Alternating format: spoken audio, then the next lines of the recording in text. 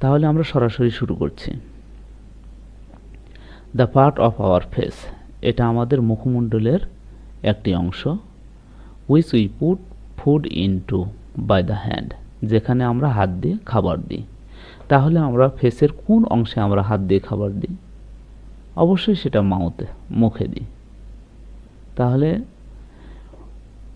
এখানে এই বর্ণনা থেকে বোঝা যাচ্ছে যে এখানে মাউথের কথা বলা হয়েছে, কিন্তু পুরো সেন্টেন্সে কোথাও মাউথ শব্দটি উল্লেখ নাই।